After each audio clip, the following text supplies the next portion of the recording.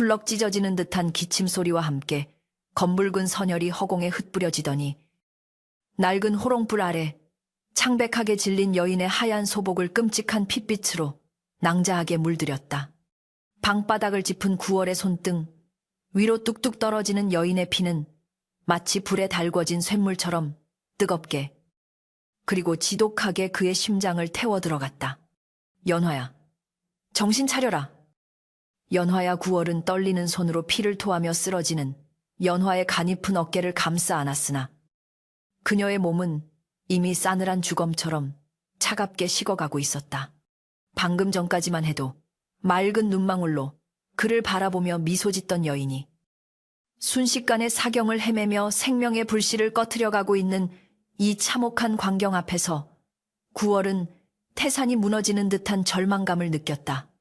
그는 다급히 자신의 단전에 모인 기운을 끌어올려 연화의 등에 손바닥을 대고 영력을 불어넣으려 했으나 어찌된 영문인지 그의 순수한 백색 기운은 연화의 몸속에 퍼진 시커먼 도끼에 가로막혀 튕겨져 나올 뿐이었다. 이것은 평범한 독이 아니었다. 인간의 살을 썩게 하고 뼈를 녹이는 지독한 맹독이자 요물의 영역조차 거부하는 저주 섞인 사악한 기운이 그녀의 오장육부를 휘감고 있었다. 9월의 이마에는 식은 땀이 비오듯 쏟아졌고 수백 년을 살아오며 쌓아온 냉철한 이성은 사랑하는 여인의 죽음 앞에서 속절없이 무너져 내리고 있었다. 방 안을 가득 채운 비릿한 피냄새와 약초 냄새가 뒤섞여 역겨운 악취를 풍기는 가운데 연화는 가쁜 숨을 몰아쉬며 초점 없는 눈동자로 허공을 더듬거렸다.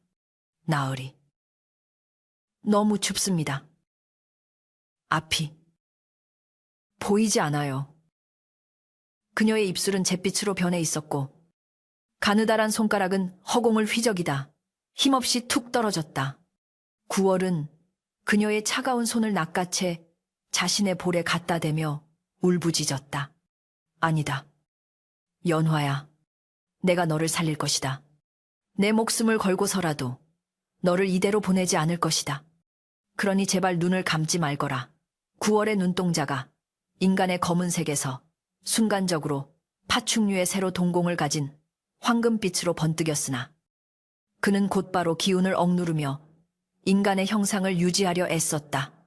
지금 자신의 본 모습을 드러냈다가는 연화가 놀라 충격을 받을 수도 있다는 생각 때문이었으나 사실 연화는 이미 의식이 혼미해져 그가 뱀이든 사람이든 알아볼 수 없는 지경이었다. 9월은 미친 듯이 연화의 맥을 짚어보았지만 맥박은 시로라기처럼 가늘어져 금방이라도 끊어질 듯 위태로웠다. 도대체 누가 왜 이런 짓을 했단 말인가? 오늘 아침까지만 해도 산 아래 장터에 약초를 팔러 간다며 명랑하게 집을 나섰던 그녀였다. 돌아온 그녀는 바구니 가득 약초를 담아왔고 저녁상에 올릴 나무를 묻히며 평소와 다름없이 웃고 있었다.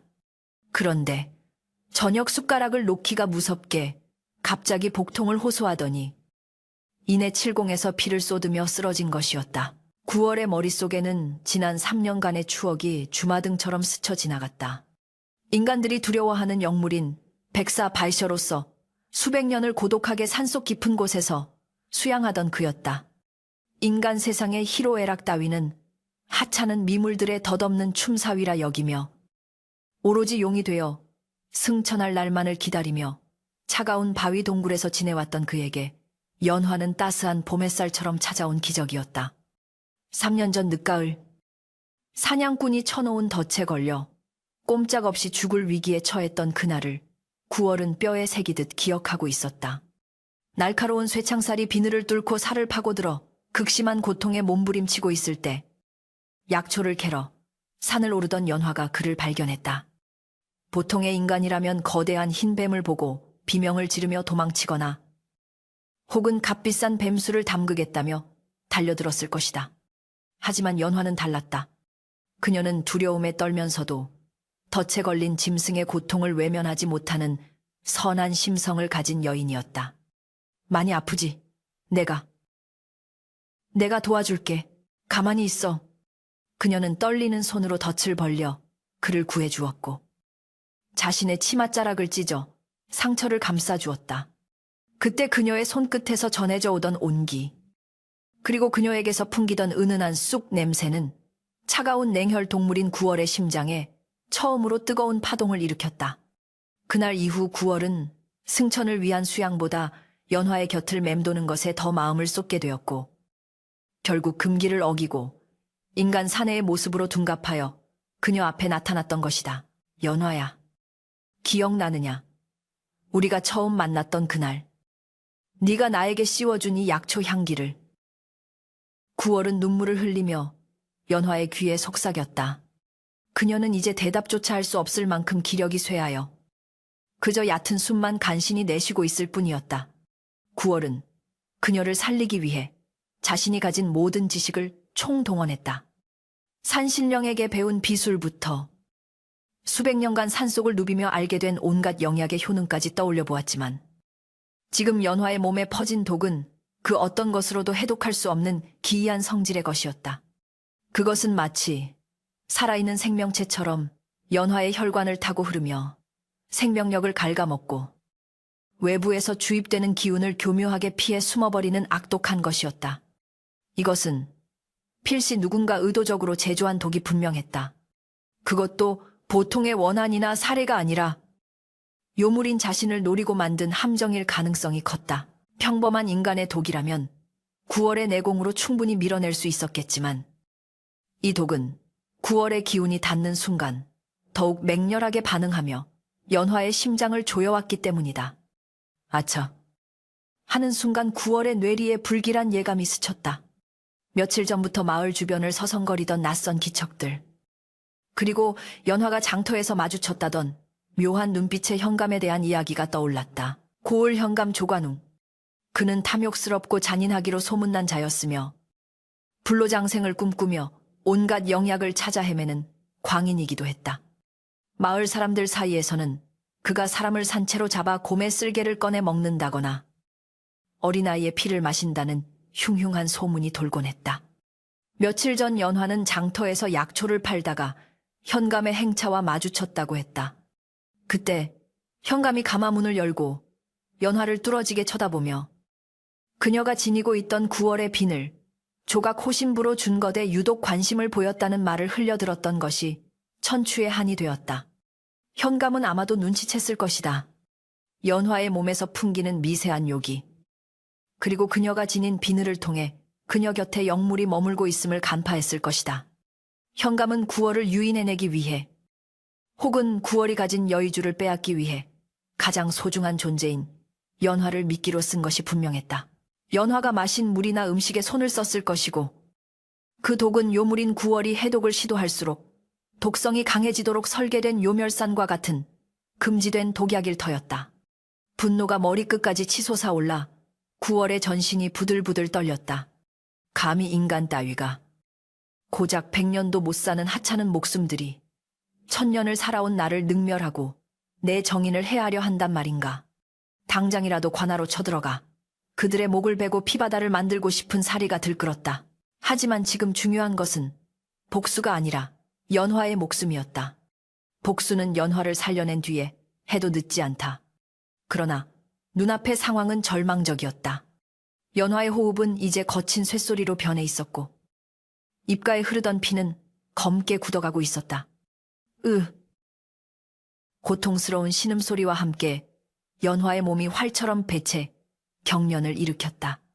도끼가 기어이 심장까지 침범하려는 징조였다.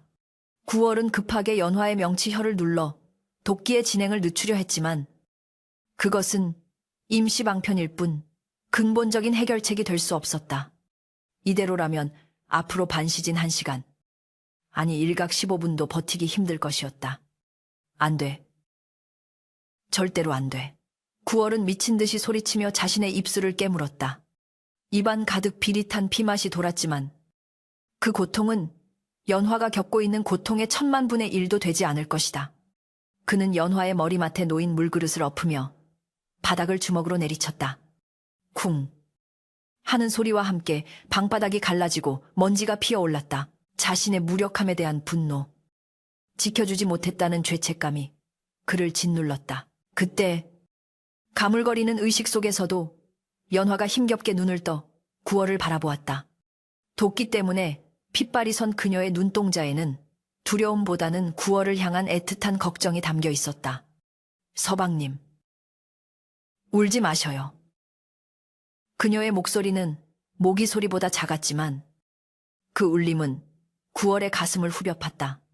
그녀는 알고 있었을까? 자신이 죽어간다는 사실을, 그리고 자신의 곁에 있는 이 사내가 평범한 인간이 아니라는 사실을 어렴풋이 짐작하고 있었을지도 모른다. 그럼에도 불구하고 그녀는 단 한 번도 구월의 정체를 묻지 않았고 그저 묵묵히 그를 사랑하고 아껴주었다. 그런 그녀를 이대로 허망하게 보낼 수는 없었다. 구월은 연화의 손을 자신의 뺨에 비비며 흐느꼈다. 내가 너를 살릴 것이다. 하늘이 두 쪽이 나도 너를 살려낼 것이다. 그러니 제발 조금만 더 버텨다오. 하지만 구월의 마음 한구석에는 차가운 이성이 속삭이고 있었다. 인간의 의술로는 가망이 없다. 자신의 영역으로도 해독이 불가능하다. 그렇다면 남은 방법은 단 하나뿐인가? 구월의 시선이 자신의 가슴팍, 정확히는 심장이 뛰고 있는 왼쪽 가슴으로 향했다. 그곳에는 그가 1000년 가까이 수양하며 빚어낸 영롱한 결정체, 바로 여의주가 깃들어 있었다. 뱀이 1000년을 묵어 용이 되기 위해서는 이 여의주를 완성해야만 했다. 이것은 그의 생명이자 힘의 원천이며 영생을 위한 유일한 열쇠였다. 전설에 따르면 영물의 여의주는 죽은 사람도 살려내고 썩은 뼈에 살을 돋게 하는 신비한 힘을 지녔다고 했다. 하지만 여의주를 꺼낸다는 것은 곧 자신의 목숨을 내놓는 것과 다름없었다.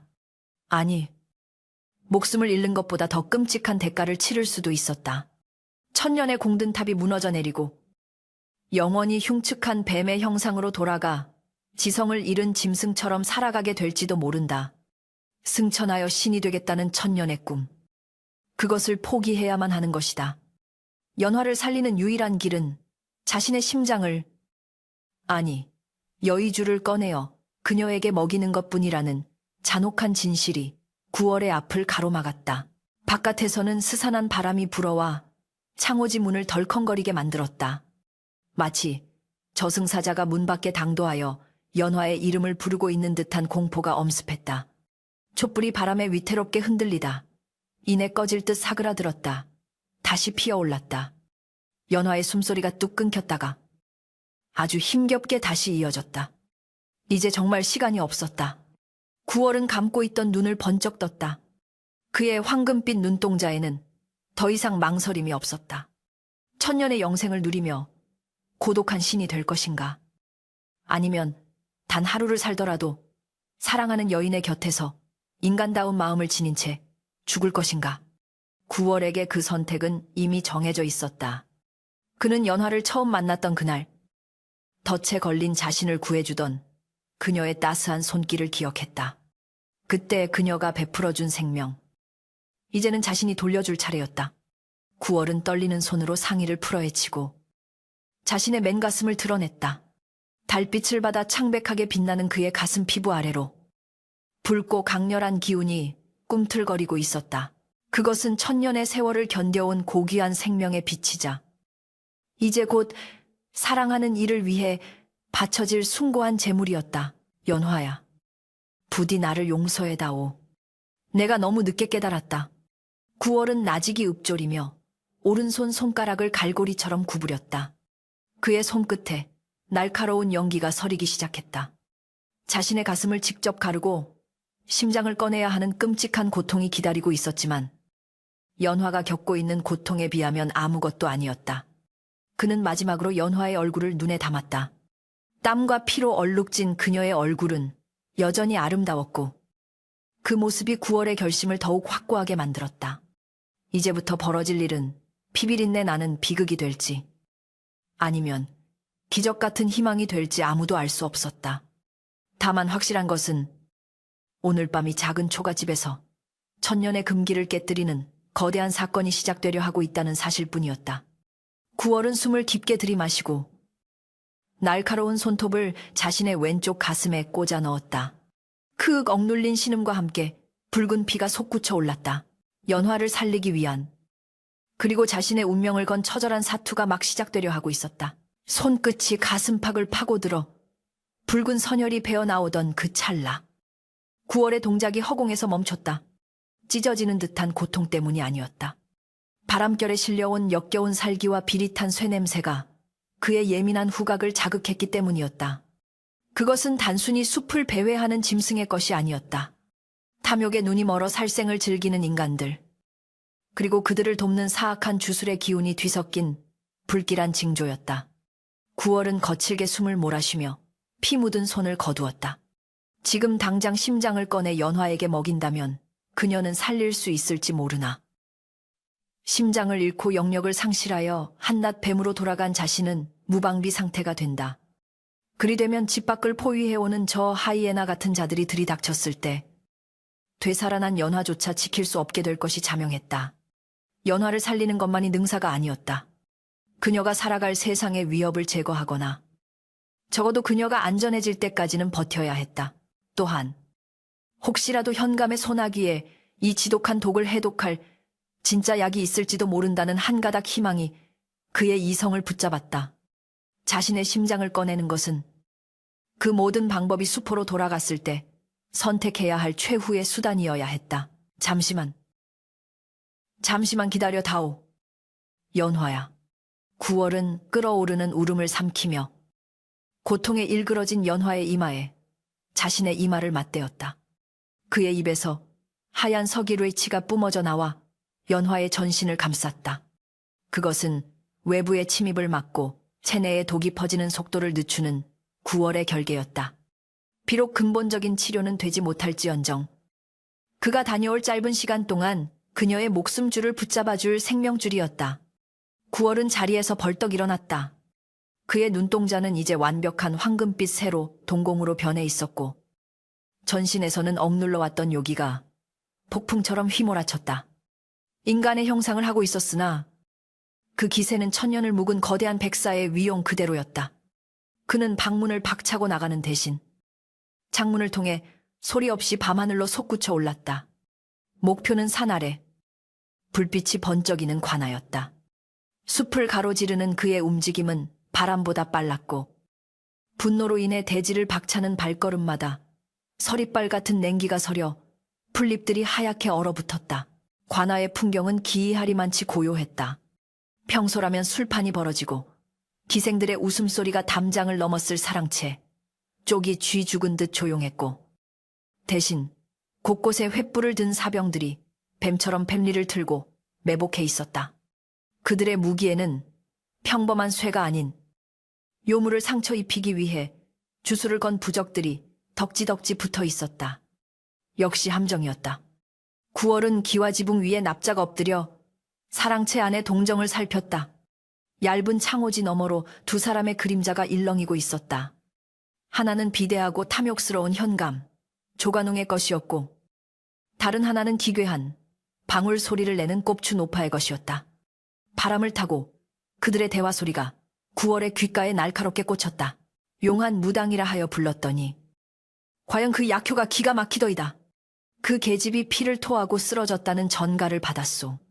조관웅의 목소리에는 죄책감 따위는 찾아볼 수 없었고 오로지 자신의 계획이 성공했다는 흥분만이 가득했다. 그는 술잔을 기울이며 낄낄거렸다. 이제 그놈이 제 발로 찾아오겠지. 내 그놈의 배를 갈라 천년 묵은 여의주를 꺼내면 나는 불로장생을 얻고 자네에게는 황금 천냥을 주겠네. 맞은편에 앉은 노파. 흑무당은 쉰 쇳소리를 내며 음산하게 웃었다. 나으리. 방심해서는 아니 됩니다. 그놈은 보통 요물이 아닙니다. 천년에 가까운 도력을 지녔으니 인간의 힘으로는 당해낼 수 없지요. 허나 정에 얽매인 요물만큼 잡기 쉬운 사냥감도 없습니다. 그 계집에게 먹인 독은 칠공분열산 치콩펀세산에 제 저주를 섞어 만든 것입니다. 해독제 따위는 애초에 존재하지 않습니다. 그 말을 듣는 순간 9월의 심장이 덜컥 내려앉았다. 해독제가 없다니. 애초에 죽이기 위해 만든 독이란 말인가. 해독제가 없으면 어찌한단 말인가. 그놈이 여의주를 바치면 계집을 살려주겠노라. 약조하지 않았는가. 조관웅이 되물었다. 어리석으시긴. 요물의 여의주 자체가 만병통치약이자 죽은 자도 살리는 영약이 아닙니까? 그놈은 선택해야 할 겁니다.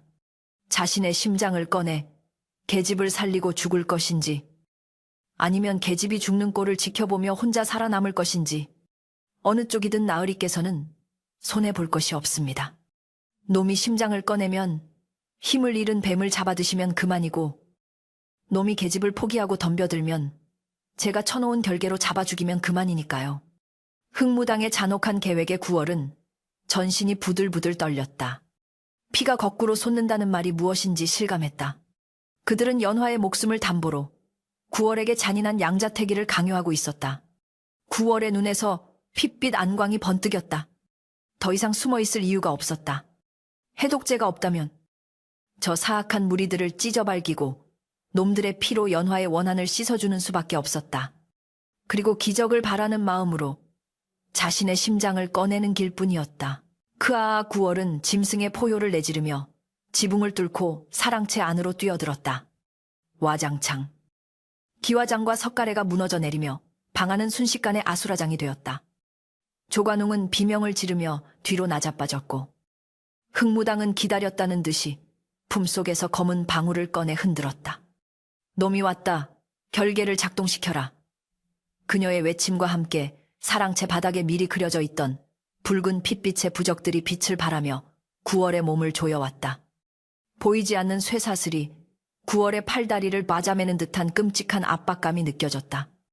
사방에서 매복해 있던 사병들이 창과 화살을 겨누고 들이닥쳤다. 이 천한 것들이 감히 구월이 팔을 크게 휘두르자 강력한 장풍이 발생하여 달려들던 병사 십수명이 추풍낙엽처럼 날아가 벽에 처박혔다. 하지만 흑무당이 읊조리는 주문 소리가 커질수록 구월의 머리는 깨질 듯이 아파왔고 단전의 기운이 흩어지는 느낌을 받았다. 그것은 요물의 영역을 봉인하는 금지된 주술이었다. 조관웅은 구석에 처박혀 벌벌 떨면서도 탐욕스러운 눈으로 구월을 훔쳐보고 있었다. 저놈 잡아라. 내 불로초가 저기 있다. 구월은 고통을 참고 한 걸음씩 흑무당을 향해 다가갔다. 화살이 그의 어깨와 허벅지를 스치고 지나가며 붉은 피가 튀었지만 그는 아랑곳하지 않았다.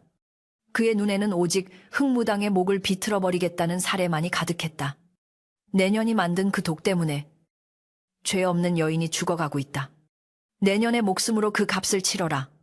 구월의 손이 흑무당의 목을 향해 뻗어나갔다. 하지만 그 순간 흑무당이 비릿한 미소를 지으며 무언가를 던졌다. 펑 하는 소리와 함께 자욱한 독연기가 피어올랐고 그 속에서 날카로운 쇠갈고리들이 튀어나와 구월의 살점을 뜯어냈다. 쿨럭 구월은 입에서 피를 한 움큼 토해냈다. 육체적인 고통보다 더 그를 괴롭히는 것은 시간이었다. 여기서 이들과 싸우며 시간을 지체하는 동안 연화의 생명은 꺼져가고 있었다. 흑무당은 결코 만만한 상대가 아니었다. 그녀를 제압하려면 꽤 오랜 시간이 걸릴 것이고 그 사이 연화는 홀로 차가운 방에서 죽음을 맞이할지도 몰랐다. 놈들을 죽이는 것은 나중에도 할 수 있다. 하지만 연화는 지금이 아니면 영원히 볼 수 없다. 구월은 끓어오르는 분노를 억누르며 판단을 내려야 했다. 복수인가? 아니면 희생인가? 기다려라. 내 반드시 다시 돌아와. 내 놈들의 씨를 말려버릴 것이다. 구월은 흑무당을 향해 저주를 퍼부은 뒤 바닥을 강하게 내리쳐 연막을 만들고는 다시 지붕 위로 솟구쳤다. 뒤에서 조관웅의 고함 소리와 화살이 날아오는 소리가 들렸지만 구월은 뒤도 돌아보지 않고 어둠 속으로 몸을 던졌다. 그의 몸은 만신창이가 되어 있었다. 독화살에 스친 상처 부위가 타들어가는 듯 쓰라렸고 주술에 당한 내상은 기혈을 뒤틀리게 했다. 하지만 그는 멈출 수 없었다. 산길을 달리는 그의 뺨 위로 뜨거운 눈물이 흘러내렸다. 결국 방법은 하나뿐이었다. 흑무당의 말이 맞았다. 자신의 여의주. 그 심장을 꺼내는 것만이 연화를 살릴 유일한 길이었다. 초가집에 도착했을 때 구월이 쳐놓은 결계는 희미하게 깜빡이고 있었다. 그것은 연화의 생명력이 거의 다했다는 신호였다. 방 안으로 들어선 구월은 처참한 광경에 무릎을 꿇고 말았다. 연화는 이제 숨을 쉬는지조차 알 수 없을 정도로 고요했다. 그녀의 피부는 시체처럼 차갑고 딱딱하게 굳어가고 있었고 입가에 묻은 피는 검게 말라붙어 있었다. 연화야. 내가 왔다. 조금만 더 기다려다오. 9월은 피투성이가 된 자신의 손을 닦을 생각도 하지 못한 채 연화의 얼굴을 감싸 쥐었다. 밖에서는 멀리서부터 횃불의 행렬이 산을 오르는 소리가 들려왔다. 조관운과 흑무당이 관군을 이끌고 추격해오고 있는 것이었다. 그들이 당도하기까지는 반시진도 채 걸리지 않을 것이다. 이제 9월에게 남은 시간은 찰나와도 같았다. 도망칠 곳도 숨을 곳도 없었다. 퇴로는 막혔고 희망은 오직 자신의 가슴 속에만 존재했다. 9월은 연화의 곁에 앉아 가부좌를 틀었다. 그의 표정은 방금 전의 분노와 살기가 씻은 듯이 사라지고 슬프도록 고요하고 평온해져 있었다. 그는 수백 년의 세월을 함께 해온 자신의 내단, 여의주의 기운을 가슴 한가운데로 모으기 시작했다. 1000년의 수행이 아깝지 않으냐 묻는다면 나는 아니라고 대답할 것이다. 신이 되어 구름 위를 노니는 것보다 너와 함께 흙을 밟으며 늙어가는 것이 내게는 더 큰 행복이었음을 이제야 알았으니 9월의 독백이 적막한 방안을 울렸다. 그는 상의를 완전히 벗어던졌다. 달빛 아래 드러난 그의 가슴은 단단하고 매끄러웠으나 그 안에서는 격렬한 에너지의 소용돌이가 휘몰아치고 있었다. 그는 오른손을 들어 손톱을 다시 한번 날카롭게 세웠다. 이번에는 망설임이 없었다. 밖에서 들려오는 북소리와 고함소리가 점점 가까워지고 있었다. 탐욕의 그림자가 문턱을 넘기 전에 그는 생명의 불꽃을 피워 올려야 했다. 9월의 손끝이 천천히 그러나 확실하게 자신의 심장을 향해 파고들기 시작했다.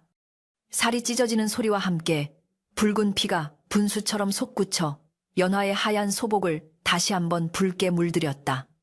하지만 9월의 입가에는 옅은 미소가 번지고 있었다. 그것은 사랑하는 이를 위해 모든 것을 내어주는 자만이 지을 수 있는 가장 숭고하고도 슬픈 미소였다. 으드득 뼈가 으스러지고 살점이 찢겨나가는 섬뜩한 파여름이 고요한 초가집안을 가득 메웠다. 9월의 5손가락은 이미 흉곽을 뚫고 깊숙이 박혀 있었고 그의 입에서는 차마 소리조차 되지 못한 비명이 터져나왔다. 이것은 인간이 겪는 육신의 고통과는 차원이 달랐다. 1000년 동안 단전 깊숙한 곳에서 정성스레 키워온 영혼의 핵, 곧 여의주를 강제로 뜯어내는 행위는 자신의 영혼을 산산조각 내는 것과 진배 없었다. 뜨거운 선혈이 손목을 타고 흘러내려 바닥을 흥건히 적셨지만 9월은 멈추지 않고 손을 더 깊숙이 찔러 넣었다. 심장 부근에서 요동치는 붉은 구슬이 손끝에 닿자 전신에 벼락을 맞은 듯한 짜릿한 전율과 함께 형용할 수 없는 거부 반응이 일어났다. 여의주는 마치 살아있는 생명체처럼 9월의 손길을 거부하며 단전 안쪽으로 파고들려 발버둥 쳤다. 그것은 주인의 의지와는 별개로 생존 본능을 지니고 있었으며 곧 승천하여 용이 될 운명을 거스르지 말라고 절규하는 듯했다. 9월의 온몸이 사시나무 떨듯 격렬하게 떨렸고 황금빛 눈동자는 흰자위가 뒤집힐 정도로 고통에 몸부림쳤다. 그 순간 9월의 뇌리 속에서 웅장하고도 어멈한 목소리가 울려 퍼졌다. 그것은 그가 1000년간 섬겨왔던 내면의 용룽, 즉 승천을 앞둔 자신의 또 다른 자아였다. 어리석은 놈 내 놈이 지금 무슨 짓을 저지르려 하는지 아느냐. 고작 100년도 살지 못하는 인간 계집 하나 때문에 우리가 견뎌온 1000년의 인고를 잿더미로 만들 셈이냐. 멈추어라. 당장 그 손을 거두지 못할까. 내면의 목소리는 천둥처럼 9월의 정신을 강타하며 그를 꾸짖었다. 9월은 흐려지는 의식을 부여잡으며 마음속으로 대꾸했다. 그래. 나는 어리석다. 하늘로 올라가 구름을 부리고 비를 내리는 신이 되는 것보다 이 여인의 거친 손을 잡고 따뜻한 밥 한 끼를 먹는 것이 내게는 더 간절하다. 1000년의 세월 동안 차가운 동굴에서 홀로 지내며 느꼈던 그 지독한 외로움을 너는 알지 않느냐.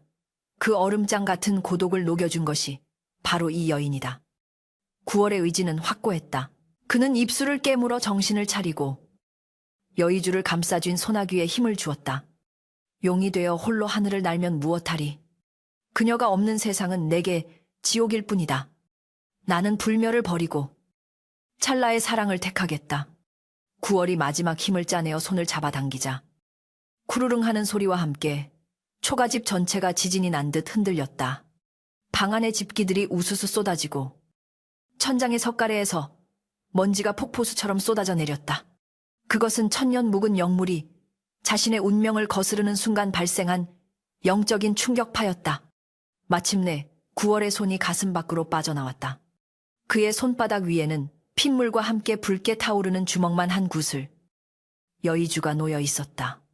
그 빛은 너무나도 강렬하고 눈부셔서 어두침침했던 방안을 대낮처럼 환하게 비추었다. 여의주에서 뿜어져 나오는 신비한 향기는 방 안에 가득 찼던 피비린내와 썩은 독의 악취를 순식간에 정화해버렸다. 하지만 그 대가는 참혹했다. 여의주가 몸을 빠져나간 순간 9월의 얼굴은 급속도로 늙어가는 듯 주름이 지고 검고 윤기 흐르던 머리카락은 하얗게 새어버렸다. 인간의 형상을 유지하던 힘이 빠져나가면서 그의 피부 곳곳에 하얀 뱀 비늘이 돋아나기 시작했다. 헉! 헉! 9월은 바닥에 쓰러질 듯 비틀거렸지만 젖먹던 힘까지 다해 연화에게 기어갔다. 연화는 이제 숨소리조차 들리지 않을 만큼 죽음의 문턱을 넘어선 상태였다. 9월은 떨리는 손으로 빛나는 여의주를 들어올렸다.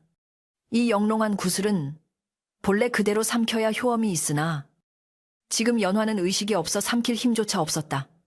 게다가 인간의 몸으로 강렬한 양기를 지닌 여의주를 통째로 받아들였다가는 오히려 혈관이 터져 죽을 수도 있었다. 9월은 결단을 내려야 했다. 그는 여의주를 자신의 양손 사이에 놓고 남은 모든 내공을 손바닥에 집중했다. 부서져라. 제발 부서져라. 그는 심장을 쥐어짜는 심정으로 여의주를 압박했다. 깡! 하는 맑은 소리와 함께 천년의 결정체에 금이 가기 시작했다.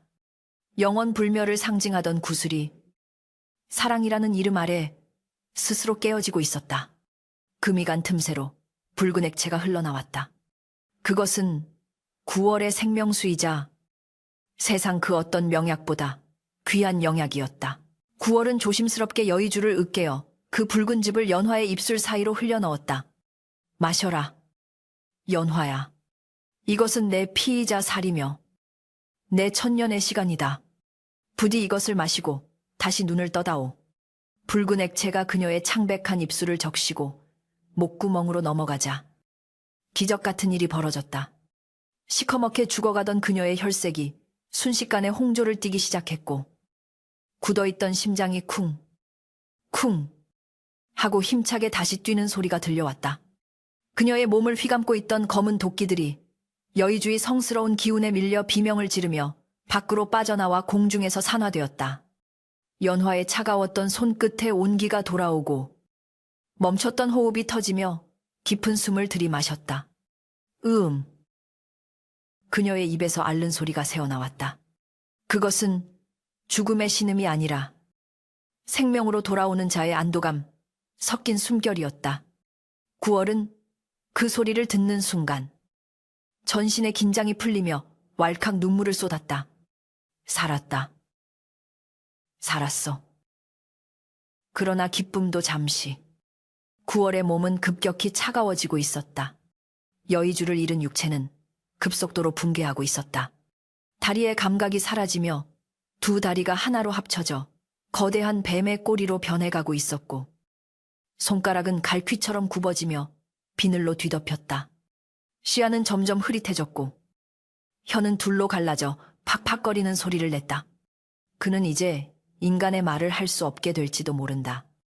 연화가 눈을 떴을 때 자신의 이런 흉측한 모습을 보면 얼마나 놀랄까. 9월은 서글픈 마음에 몸을 돌려 어두운 구석으로 숨으려 했다. 하지만 몸이 말을 듣지 않았다. 바닥을 기어가는 것조차 힘겨울 정도로 기력이 소진된 탓이었다. 그때 연화가 천천히 눈을 떴다. 아직 초점이 뚜렷하지 않은 몽롱한 눈빛이었지만 그녀는 본능적으로 자신의 곁에 있는 존재를 찾았다. 서방. 님.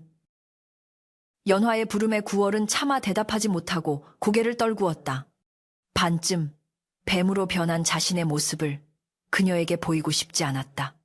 하지만 연화는 힘겹게 몸을 일으켜 피투성이가 된 채 괴물처럼 변해가는 구월을 향해 손을 뻗었다. 그녀의 손이 구월의 차가운 비늘에 닿았다. 놀라서 비명을 지를 것이라는 예상과 달리 그녀는 구월의 뺨, 이제는 비늘로 덮인을 쓰다듬으며 눈물을 흘렸다. 아,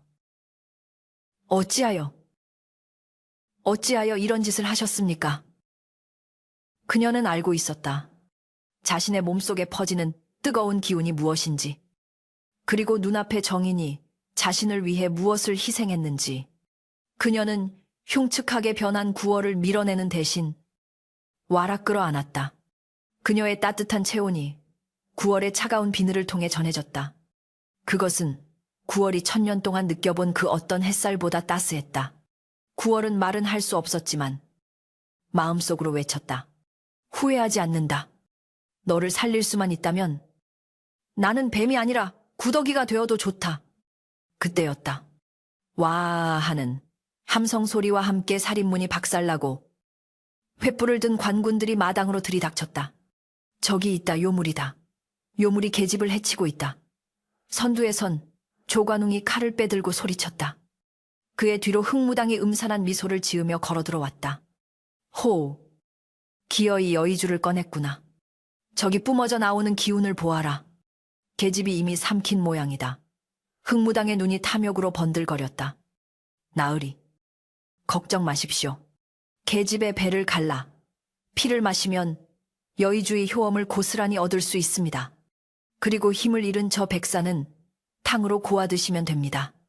악마 같은 흥무당의 말에 병사들이 창을 겨누고 방 쪽으로 다가왔다. 연화는 공포에 질려 구월의 품으로 파고들었다. 하지만 구월은 더 이상 도망칠 힘도, 싸울 힘도 남아있지 않았다. 그는 거대한 뱀의 몸으로 연화를 감싸 안아 보호하려 했지만 그것은 최후의 발악일 뿐이었다. 조관웅은 비열한 웃음을 흘리며 방문을 걷어찼다. 이런 꼴이 되었구나. 천년 묵은 요물아. 내 놈의 그 고고한 척하던 꼴이 아주 볼만하구나. 조관웅이 구월을 향해 활시위를 당겼다. 화살 촉에는 푸른 독이 발라져 있었다. 죽어라. 화살이 시위를 떠나 구월의 머리를 향해 날아들었다. 구월은 눈을 감고 연화를 더욱 세게 끌어안았다. 이대로 끝인가? 사랑하는 이를 살려놓고 눈앞에서 다시 잃어야 한단 말인가? 그 절체절명의 순간 연화의 몸에서 눈부신 광채가 뿜어져 나왔다. 그것은 그녀가 마신 여의주의 기운이었다. 방어 본능이 발동한 것인지 아니면 구월을 지키려는 연화의 간절한 마음이 기적을 일으킨 것인지 알 수 없었다. 붉은 보호막이 두 사람을 감쌌고 날아오던 화살은 보호막에 닿자마자 힘없이 바스라져 재가 되어버렸다. 아니, 이게 무슨 조화냐. 조관웅이 기겁하며 뒷걸음질 쳤다. 흥무당의 안색이 창백해졌다. 여의주가 인간의 몸과 완전히 하나가 되었습니다. 저 계집은 이제 평범한 인간이 아닙니다. 구월은 흐릿해지는 의식 속에서 그 빛을 보았다. 그것은 자신이 그토록 갈망했던 승천의 빛보다 더 아름다운 생명의 빛이었다. 그는 비록 힘을 잃고 쓰러져가고 있었지만 마음만은 그 어느 때보다 충만했다. 연화야, 두려워 마라. 내가 껍데기만 남더라도 너를 지킬 것이다. 구월은 마지막 남은 야성을 끌어올렸다. 여의주는 잃었어도 수백 년간 산을 호령하던 백사의 기백은 아직 남아 있었다. 캬, 구월은 찢어지는 듯한 괴성을 내지르며 거대한 꼬리로 방바닥을 내리쳤다. 낡은 초가집이 굉음과 함께 무너져 내리며 지붕의 집단과 흙더미가 조관웅과 병사들 위로 쏟아졌다. 혼란을 틈타 구월은 연화를 등에 업고 뛰쳐나가려 했으나 다리가 없는 뱀의 몸으로는 역부족이었다. 연화는 정신을 차리고 무너진 벽 틈으로 구월을 끌어당겼다. 가요. 어서 피해야 해요. 밖은 아수라장이었다. 무너진 집 잔해 속에서 병사들이 비명을 지르고 있었고 조관웅은 먼지를 뒤집어 쓴 채 길길이 날뛰고 있었다. 저놈들을 잡아라. 놓치면 너희들 목을 다 칠 것이다. 흥무당은 부채를 펼치며 주문을 외우기 시작했다. 하늘에서 검은 먹구름이 몰려오고 마른 번개가 쳤다. 자연의 섭리를 거스른 대가일까? 아니면 사악한 주술의 힘일까? 9월과 연화는 비틀거리며 뒷산으로 향하는 오솔길로 접어들었다. 차가운 밤 공기가 상처 입은 9월의 살코를 파고들었지만 등에 엎인 혹은 곁에서 부축하는 연화의 체온만이 유일한 위로였다. 이제 그들에게 남은 것은 벼랑 끝의 도주뿐이었다. 심장을 잃은 9월의 생명력은 촛불처럼 꺼져가고 있었고 뒤에서는 탐욕의 무리들이 지옥의 사냥개처럼 쫓아오고 있었다. 과연 이 잔혹한 밤의 끝에 구원이 있을 것인가? 거친 숨소리가 턱 밑까지 차올랐고 찢어진 발바닥에서는 피가 배어나와 밟는 돌마다 붉은 족적을 남겼다. 연화는 제 몸보다 훨씬 거대하고 무거운, 이제는 거의 뱀의 형상으로 변해버린 9월을 부축하며 가파른 산길을 오르고 있었다. 그녀의 하얀 소복은 흙탕물과 핏물로 엉망이 되었고 곱게 빗어 넘겼던 머리카락은 산발이 되어 땀에 젖어 얼굴에 들러붙었다. 하지만 그녀의 눈빛만은 그 어느 때보다 형형하게 빛나고 있었다. 뱃속 깊은 곳에서부터 뜨거운 열기가 솟구쳐 올라와 전신으로 퍼져나가고 있었는데 그것은 9월이 목숨을 걸고 넘겨준 여의주의 기운이었다. 그 기운 덕분인지 아니면 죽음의 공포를 넘어선 절박함 때문인지 연화는 평소라면 엄두도 못 낼 괴력을 발휘하여 축 늘어진 9월을 끌고 험준한 바위산을 오르고 있었다. 조금만 더 가면 됩니다. 서방님이 늘 말씀하시던 그 비룡대 플론타이까지만 가면 놈들도 함부로 오지 못할 것입니다. 연화는 의식을 잃어가는 9월의 귓가에 끊임없이 말을 걸었다. 9월은 대답 대신 미약하게 꼬리를 꿈틀거릴 뿐이었다. 그의 황금빛 눈동자는 점점 탁해져 회색빛으로 변해가고 있었고 입에서는 팩팩거리는 힘겨운 숨소리만 새어나왔다. 뒤쪽 산비탈에서는 횃불의 물결이 성난 파도처럼 밀려오고 있었다. 개섰거라. 이 요물들아. 조관웅의 고함 소리가 메아리쳐 들려왔다. 사냥개들이 짖어대는 소리와 관군들의 함성 소리가 밤하늘을 찢을 듯 울려 퍼졌다. 그들은 피냄새를 맡은 늑대떼처럼 집요하게 거리를 좁혀오고 있었다. 연화가 비룡대 정상에 도착했을 때 그들 앞에는 천길 낭떠러지가 입을 벌리고 있었고 발 아래로는 검푸른 강물이 소용돌이치며 흐르고 있었다. 더 이상 갈 곳이 없었다. 막다른 길이었다. 차가운 강바람이 불어와 연화의 땀식은 몸을 때렸고 9월은 그 차가운 기운에 몸을 더욱 웅크렸다. 연화는 9월을 바위 뒤에 뉘고 그 앞을 자신의 몸으로 가로막고 섰다. 그녀의 등 뒤로 거대한 절벽이, 앞에는 탐욕스러운 인간들이 버티고 있었다. 곧이어 숲을 헤치고 조관웅과 흑무당이 모습을 드러냈다. 그들의 뒤로 수십 명의 관군이 활과 창을 겨누며 반원형으로 포위망을 좁혀왔다. 조관웅은 거친 숨을 몰아쉬면서도 입가에 비릿한 웃음을 띠고 있었다. 도간에 든 쥐꼬리구나. 아니, 도간에 든 뱀꼬리라 해야 하나. 그는 번들거리는 눈으로 바닥에 쓰러져 있는 9월을 흘끔거리며 침을 꿀꺽 삼켰다. 저 거대한 백사가 힘을 잃고 쓰러져 있는 꼴을 보라. 저놈의 가죽을 벗겨 장터에 걸어놓고 고기는 탕으로 끓이면 온 고을 백성이 배불리 먹고도 남겠구나. 조관웅의 말에 관군들이 킬킬거리며 비웃었다.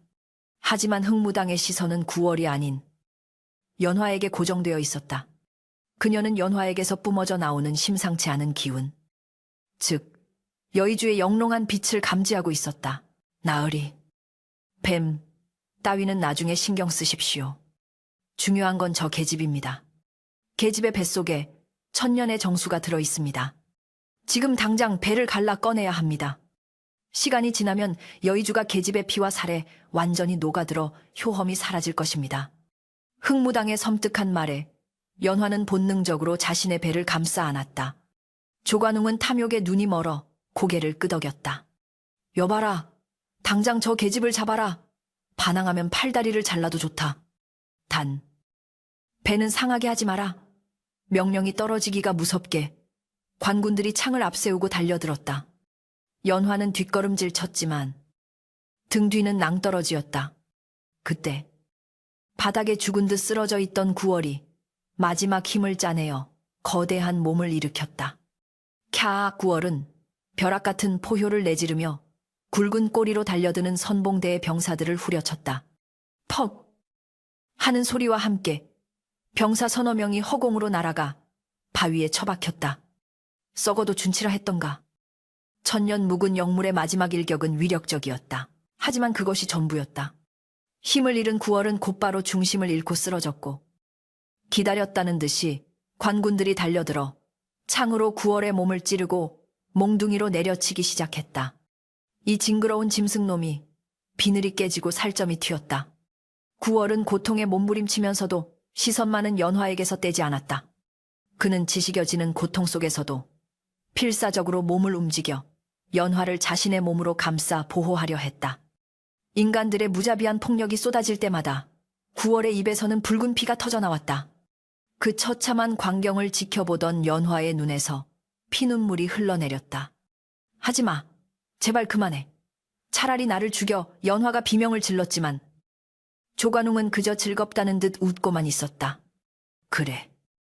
짐승놈이 죽어가는 꼴을 잘 지켜보아라. 내년이 사랑한다던 놈이 고깃덩어리가 되는 꼴을 말이다. 연화의 가슴 속에서 무언가가 툭 하고 끊어지는 소리가 들렸다. 그것은 이성의 끈이자 두려움의 족쇄였다. 구월이 흘린 피가 그녀의 발등을 적시는 순간 그녀의 뱃속에 잠재되어 있던 여의주가 뜨겁게 반응하기 시작했다. 그것은 단순한 생명력이 아니었다. 천년 동안 구월이 쌓아온 도력, 그리고 그가 품었던 한恨과 분노가 연화의 슬픔과 공명하여 폭발적인 에너지를 만들어내고 있었다. 연화의 눈동자가 순식간에 인간의 검은색에서 구월과 같은 황금빛 새로 동공으로 변했다. 그녀의 몸 주변으로 붉은 아지랑이가 피어오르더니 이내 강렬한 돌풍이 되어 몰아치기 시작했다. 이 놈들이 감히. 연화의 목소리는 더 이상 가녀린 여인의 것이 아니었다. 짐승의 그르렁거리는 소리와 인간의 절규가 섞인 지옥에서 울려 퍼지는 듯한 끔찍하고도 위험 있는 목소리였다. 뭐야? 무슨 일이 일어나는 거야? 조관웅이 당황하여 뒷걸음질 쳤다. 흥무당은 사색이 되어 소리쳤다. 안 됩니다. 막아야 합니다. 여의주가 폭주하고 있습니다. 저 계집이 용의 기운을 받아들여 요괴가 되려 합니다. 흥무당이 급히 부적을 꺼내 던지며 주문을 외웠지만 연화의 몸에서 뿜어져 나온 붉은 빛의 파동이 부적을 공중에서 태워버리고 흥무당을 강타했다. 크악. 흥무당은 피를 토하며 뒤로 날아가 절벽 끝에 간신히 매달렸다. 연화는 천천히 허공으로 떠올랐다. 그녀의 머리카락은 중력을 거스르듯 솟구쳤고 옷자락은 바람에 미친 듯이 펄럭였다. 그녀의 뒤로 거대한 백사의 환영이 아른거리며 나타나 입을 크게 벌리고 포효했다. 그것은 구월의 영혼이 연화와 하나가 되어 분노를 표출하는 형상이었다. 내 서방님을 해친 대가다. 너희들의 피로 이 산을 씻을 것이다. 연화가 손을 뻗자 보이지 않는 거대한 힘이 관군들을 덮쳤다. 수십 명의 병사들이 마치 거센 파도에 휩쓸린 낙엽처럼 휩쓸려 나가 떨어졌다. 바위가 쪼개지고 땅이 갈라지며 비룡대 전체가 굉음을 내며 흔들렸다. 조관웅은 공포에 질려 바닥을 기며 도망치려 했다. 살려줘네. 내가 시킨 게 아니다. 저 무당년이 시킨 거야. 제발 살려다오. 비굴하게 목숨을 구걸하는 그의 모습은 추하기 그지없었다. 연화는 싸늘한 황금빛 눈으로 그를 내려다보았다. 내 놈의 탐욕이 불러온 재앙이다. 지옥에 가서도 그 죄를 씻지 못할 것이다. 연화가 손가락을 튕기자 조관웅의 몸이 보이지 않는 힘에 의해 허공으로 들어 올려졌다. 그는 허우적거리며 비명을 질렀지만 아무도 그를 도와줄 수 없었다. 그때 절벽 끝에 매달려 있던 흥무당이 마지막 발악으로 독침을 연화에게 날렸다. 인연 죽어도 혼자 죽진 않겠다. 하지만 독침은 연화의 몸을 감싼 붉은 보호막에 닿자마자 튕겨나가 공중에 떠있던 조관웅의 목에 정확히 꽂혔다.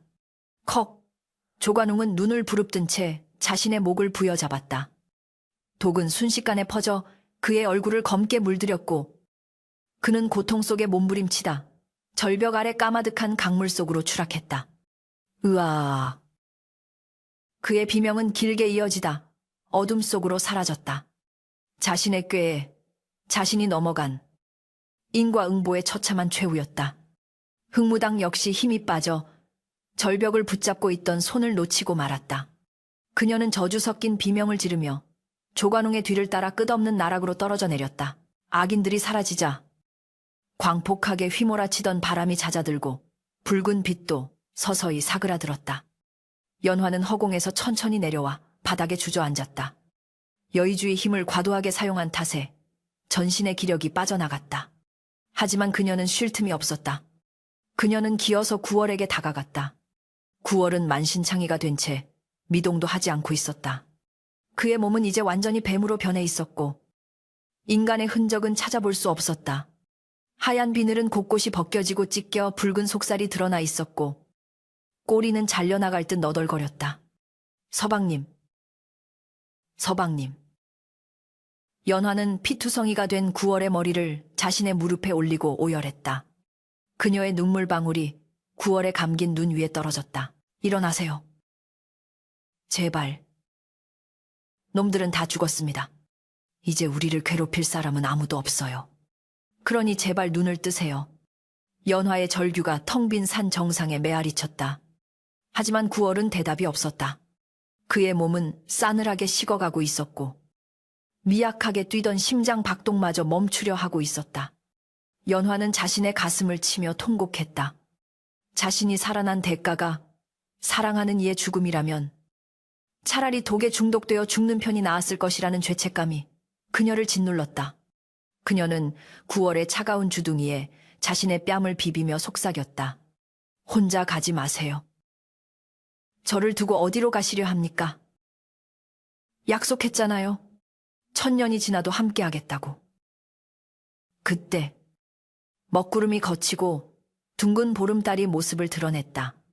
달빛이 비룡대 위로 쏟아져 내리며 피로 얼룩진 두 사람을 비추었다. 기적이 일어난 것일까? 달빛을 받은 구월의 몸에서 희미한 안광이 서리기 시작했다.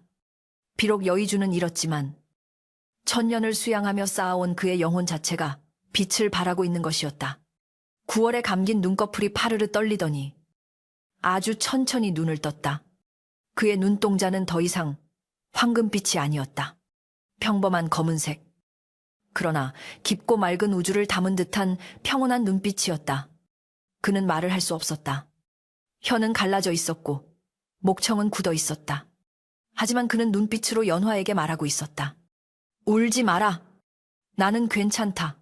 구월은 마지막 힘을 다해 머리를 들어 연화의 손등을 핥았다. 까슬까슬한 혀의 감촉에 연화는 더욱 서럽게 울었다. 그것은 작별의 인사였다. 육신은 죽어 흙으로 돌아가지만 영혼만은 영원히 너의 곁에 머물겠다는 무언의 약속이었다. 구월의 몸에서 빛나던 안광이 점점 사그라들며 하얀 비늘들이 꽃잎처럼 흩날리기 시작했다. 그의 육체가 해체되어 자연으로 돌아가고 있었다. 거대한 뱀의 형상은 서서히 투명해지며 밤하늘의 별빛 속으로 스며들었다. 연화는 허공으로 흩어지는 빛의 조각들을 잡으려 손을 허우적거렸지만 그것들은 손가락 사이로 빠져나가 바람에 실려 날아갔다. 안 돼. 안 돼. 연화는 텅 빈 허공을 끌어안고 울부짖었다. 비룡대 정상에는 이제 차가운 밤바람과 연화의 통곡 소리만이 남았다. 구월은 그렇게 사라졌다.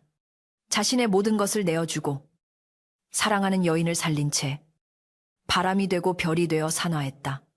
탐욕스러운 인간들을 벌하고 사랑을 지켜낸 숭고한 희생이었으나 남겨진 자에게는 감당할 수 없는 슬픔이었다.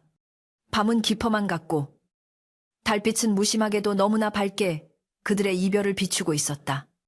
산 아래 마을에서는 아무 일도 없었다는 듯 고요한 정적만이 감돌고 있었지만 이 산 정상에서는 한 전설이 비극으로 막을 내리고 있었다. 하지만 이것이 정말 끝일까? 9월의 영혼이 흩어지던 그 순간 연화의 뱃속에 자리 잡은 여의주가 묘한 진동을 일으키며 따뜻한 온기를 뿜어냈다. 마치 9월이 그녀의 안에서 살아 숨쉬고 있다는 듯이 연화는 눈물을 닦고 밤하늘을 올려다보았다. 수많은 별 중 유독 밝게 빛나는 별 하나가 그녀를 내려다보고 있었다. 이야기는 아직 끝나지 않았다. 죽음은 끝이 아니라 또 다른 시작일지니 세월은 류쇠와 같아. 피비린내. 나는 비극이 비룡대를 휩쓸고 간 자리에 어느덧 세 번째 봄이 찾아왔다. 꽁꽁 얼어붙었던 계곡의 얼음이 녹아 맑은 물소리를 내며 흐르고 앙상했던 나뭇가지에는 연분홍 진달래와 샛노란 산수유가 앞다투어 피어나 온 산을 화사하게 수놓고 있었다. 그날 밤에 참혹했던 사건은 이제 마을 사람들의 입을 타고 전해지는 전설이 되었다. 탐욕스러운 현감 조관웅과 사악한 흑무당이 천벌을 받아 벼랑에서 떨어져 죽었다는 이야기. 그리고 마을 처녀를 사랑하여 자신의 심장을 내어주고 산화한 백사, 바이셔의 슬픈 이야기는 밤마다 아이들의 베개맡에서 혹은 주막의 술상머리에서 끊임없이 회자되었다. 마을에는 평화가 찾아왔다. 새로 부임한 현감은 청렴하고 덕망 높은 인물로 조관웅이 수탈해 갔던 재물을 백성들에게 돌려주었고 억울한 자들의 누명을 벗겨주었다. 사람들은 입을 모아 말했다. 이 모든 것이 비룡대에서 승천하지 못하고 죽은 백사 신령님의 보살핌 덕분이다. 마을 사람들은 산 입구에 작은 사당을 짓고 매년 봄이면 구월을 기리는 제사를 올리며 그의 넋을 위로했다. 연화의 삶 또한 완전히 달라져 있었다. 그녀는 더 이상 산비탈에서 약초나 캐며 근근히 살아가는 가난하고 연약한 처녀가 아니었다. 9월의 여의주. 그 천년의 정수가 그녀의 혈관 속을 흐르고 있었기 때문이다. 그녀는 여의주의 기운을 이용해 죽어가는 사람을 살리고 병든 자를 고치는 신비한 능력을 지닌 의녀 인유로 거듭났다. 그녀의 손길이 닿으면 썩어가던 상처에 새살이 돋았고 열병에 시달리던 아이가 씻은 듯이 나았다. 사람들은 그녀를 백사의 부인 혹은 신녀 젠유라 부르며 숭배에 가까운 존경을 표했다. 하지만 연화는 교만해지거나 그 힘을 남용하지 않았다. 그녀는 언제나 소박한 무명옷을 입고 도움이 필요한 곳이라면 천리길도 마다하지 않고 달려갔다.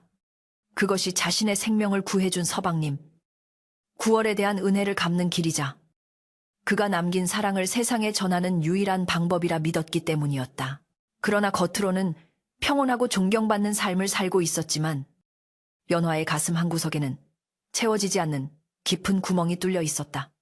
밤이 깊어 만물이 잠들면 그녀는 홀로 마루에 앉아 달을 올려다보며 하염없이 눈물을 흘리곤 했다. 뱃속에서 느껴지는 따스한 온기는 9월이 그녀와 함께하고 있다는 증거였지만 닿을 수 없는 체온과 들을 수 없는 목소리에 대한 그리움은 시간이 지날수록 더욱 짙어만 갔다. 서방님, 잘 계시는지요? 오늘은 봄바람이 참으로 따뜻합니다. 서방님과 함께 이 꽃길을 걸을 수 있다면 얼마나 좋을까요? 그녀는 허공에 대고 나직이 속삭였다. 대답 없는 메아리만이 돌아올 뿐이었지만 그녀는 바람결에 9월의 숨결이 섞여 있다고 믿으며 하루하루를 견뎌내었다. 어느 화창한 날, 연화는 약초 바구니를 메고 익숙한 산길을 올랐다. 9월과 처음 만났던 곳, 그리고 그가 마지막으로 사라졌던 비룡대로 향하는 길이었다.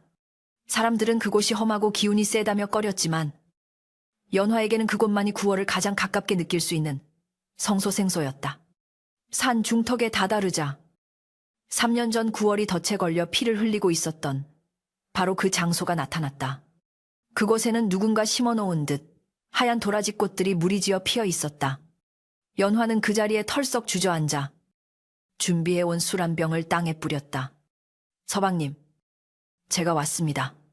목 마르시지요? 한 잔 드셔요. 술 냄새가 향긋하게 퍼져나가자 나비들이 날아와 꽃잎 위에 앉았다. 연화는 바위 모서리를 어루만지며 지난날의 추억에 잠겼다. 덫에 걸려 고통스러워하면서도 자신을 해치지 않고 얌전히 치료를 받던 그 커다랗고 하얀 뱀의 눈동자. 그 눈빛에는 짐승의 흉포함 대신 깊은 슬픔과 고독, 그리고 인간을 향한 호기심이 담겨 있었다. 그때 이미 두 사람의 인연은 정해져 있었던 것일지도 모른다. 그때였다. 바스락, 풀숲 뒤편에서 마른 낙엽 밟는 소리가 들려왔다. 연화는 퍼뜩 정신을 차리고 소리난 쪽을 바라보았다. 산짐승일까 아니면 약초꾼일까 하지만 인기척이라기엔 너무나 조심스럽고 짐승이라기엔 기운이 묘했다. 연화는 홀린 듯이 자리에서 일어나 풀숲을 헤치고 다가갔다. 그리고 그곳에서 그녀는 숨이 멎을 듯한 광경을 마주했다. 햇살이 비추는 작은 바위 위에 손가락 굵기만 한 작고 하얀 뱀 한 마리가 갬리를 틀고 그녀를 빤히 쳐다보고 있었다. 온몸이 눈처럼 하얗고 비늘 하나하나가 보석처럼 빛나는 세상 어디에서도 볼 수 없는 영롱한 자태였다. 하지만 연화의 심장을 쿵 내려앉게 만든 것은 뱀의 외형이 아니었다. 바로 그 눈동자였다. 맑고 깊은, 그리고 황금빛으로 빛나는 그 눈동자. 수백 년의 세월을 담은 듯한 그 깊은 눈빛은 3년 전 사라진 9월의 것과 너무나도 똑같았다. 아. 연화의 입에서 탄식이 흘러나왔다. 그녀는 바구니를 떨어뜨리는 줄도 모르고 털썩 무릎을 꿇었다. 손을 뻗으면 닿을 거리였다. 보통의 뱀이라면 사람이 다가오면 도망치거나 공격 태세를 취했겠지만 이 작은 백사는 도망치지 않았다. 오히려 고개를 쳐들고 혀를 날름거리며 연화의 눈을 깊이 들여다보았다. 마치 오랫동안 기다려왔던 사람을 만난 듯 반가움과 애틋함이 서린 몸짓이었다. 연화의 눈에서 굵은 눈물방울이 뚝뚝 떨어져 흙바닥을 적셨다. 서방님. 정말 서방님이십니까, 저를 잊지 않고 찾아오신 겁니까? 그녀의 목소리는 물기에 젖어 떨리고 있었다. 이것이 꿈인지 생시인지 분간할 수 없었다. 죽어서 소멸한 줄 알았던 그가 비록 천년의 도력은 모두 잃고 미물이 되었을지언정 다시 그녀의 곁으로 돌아온 것만 같았다. 작은 백사는 대답 대신 스르르 바위를 타고 내려와 연화의 무릎 위로 올라왔다. 그리고는 차가운 비늘로 연화의 손등을 부드럽게 문질렀다. 그 감촉, 그 온도, 그 느낌. 연화는 확신했다. 이것은 우연히 만난 산짐승이 아니었다. 자신의 심장을 내어주고 뼈와 살이 흩어져 자연으로 돌아갔던 9월의 영혼이 그녀를 향한 간절한 그리움으로 인해 다시 한번 생명의 형태를 빚어낸 것이 분명했다. 천년의 수행을 다시 시작해야 하는 가혹한 운명일지라도 그는 기어이 연화의 곁으로 돌아온 것이다. 흐흑. 연화는 작은 백사를 조심스럽게 두 손으로 감싸 들어 올려 자신의 볼에 비비며 오열했다. 고맙습니다. 정말 고맙습니다. 살아주셔서, 다시 와주셔서. 백사는 연화의 눈물을 혀로 핥아주며 가만히 그녀의 품에 안겼다. 그날 이후 연화의 집에는 새로운 식구가 생겼다.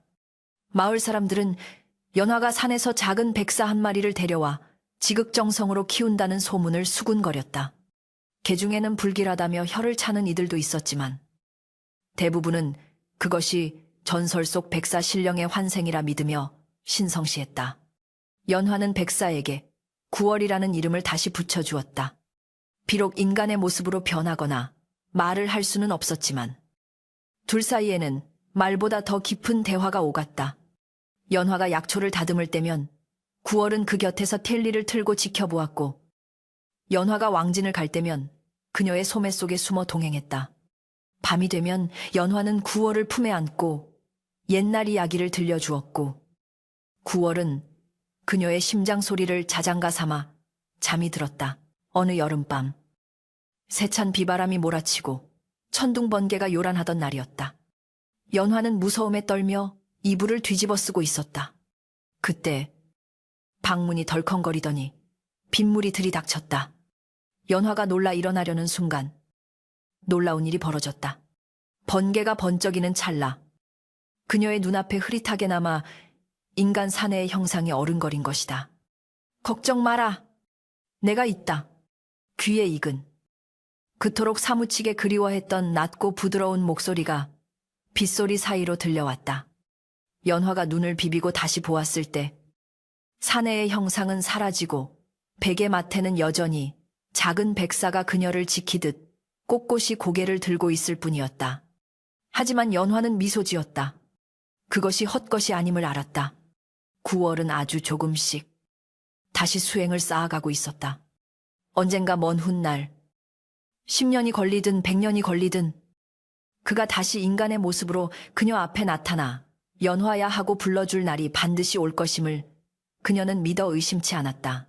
계절은 돌고 돌아 다시 겨울이 지나고 봄이 왔다. 연화의 머리카락에도 희끗희끗한 서리가 내리기 시작했다. 인간의 시간은 빠르게 흘러가지만 그녀의 마음은 늙지 않았다. 그녀는 9월과 함께 늙어가는 이 평범하고도 특별한 일상에 무한한 감사를 느꼈다. 신이 되어 구름 위를 노니는 영생보다 사랑하는 이와 함께 흙을 밟으며 늙어가는 찰나의 삶이 더 소중함을 두 사람은 뼈저리게 깨달았기 때문이다. 어느 날 저녁, 노을이 붉게 물든 잿마루에 앉아 연화는 9월을 쓰다듬으며 먼 산을 바라보았다. 서방님, 보이시나요? 저 붉은 노을이 꼭 우리 처음 만난 날 같지요. 연화의 말에 9월이 꼬리로 그녀의 손가락을 감아쥐었다. 다음 생에도, 그 다음 생에도 우리가 어떤 모습이든 반드시 다시 만나 사랑하게 해주세요. 연화의 뱃속에 있는 여의주가 따스하게 빛을 발하며 두 사람을 감쌌다. 그것은 단순한 보석이 아니었다.